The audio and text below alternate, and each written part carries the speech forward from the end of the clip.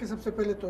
जो वाक़या हुआ उस पे थोड़ा सा बात करके मैं ये वाक़या पहला नहीं है कि जो इस तरह का उन्होंने किया। 6 एफसी के एहलकारों की शहादतें, 14 से ज़्यादा ज़ख्मी हुए,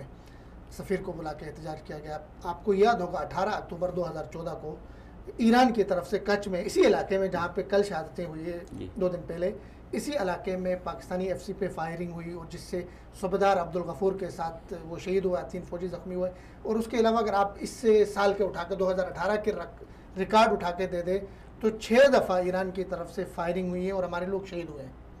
बॉर्डर के ऊपर, जो कुछ तुर्बत में, कुछ पंजगोर में, कुछ और इलाकों में 6 दफ़ा इसे मेरे पास रिकॉर्ड है जो उनकी तरफ से वायलेशन हुई, बॉर्डर की सीज फायर की, सारा कुछ हुआ। बात एक ईरान जिस तरह की मतलब एक परसेप्शन बना है कि ईरान जी फलाने को भी आंखें दिखा रहा है,